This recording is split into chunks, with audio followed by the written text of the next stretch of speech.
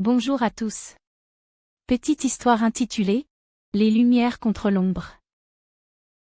Chapitre 5 – La victoire de la lumière.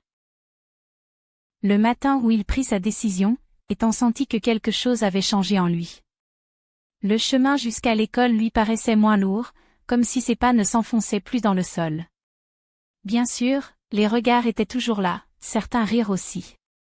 Mais à présent, il y avait Lina et Thomas de chaque côté de lui. Ils ne parlaient pas beaucoup, mais leur présence suffisait. Dans son esprit, l'ombre rôdait encore, mais elle n'était plus gigantesque.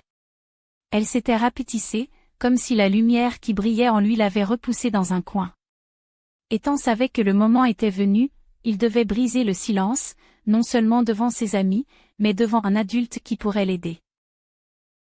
À la fin de la journée, il resta dans la salle de classe, le cœur battant. Le professeur, occupé à ranger ses affaires, leva les yeux en voyant Ethan hésiter. « Tu veux me dire quelque chose ?» demanda-t-il d'une voix calme. Les mots restèrent coincés quelques secondes, comme d'habitude.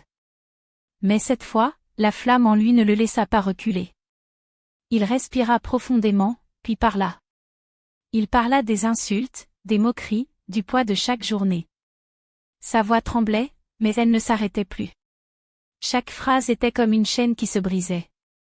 Et plus il parlait, plus il voyait dans le regard de son professeur une attention réelle, sincère, qui ne jugeait pas. Ce soir-là, dans son rêve, l'ombre réapparut une dernière fois. Elle tenta de grandir, d'étendre ses bras sombres, mais cette fois, Ethan n'était plus seul. Derrière lui, Lina, Thomas et son professeur se tenaient côte à côte. La lumière jaillit alors de son cœur, immense, éclatante, et recouvrit l'espace autour de lui. L'ombre hurla, se désagrégea, puis disparut dans un éclat de poussière. Le silence qui suivit ne fut pas lourd ni oppressant, mais paisible. Ethan souriait. Pour la première fois, il se sentit plus fort que cette présence qu'il avait poursuivie si longtemps. Le lendemain matin, en ouvrant les yeux, il comprit que la bataille n'était pas finie, les moqueries pourraient encore revenir, et le chemin serait long. Mais il n'était plus enfermé dans le silence. Il avait trouvé une arme que l'ombre ne pourrait jamais supporter, sa voix, son courage, et le soutien de ceux qui croyaient en lui. Cette vérité resterait gravée en lui comme une lumière éternelle. En marchant vers l'école, il leva la tête et, pour la première fois depuis longtemps, le soleil lui sembla briller pour lui aussi.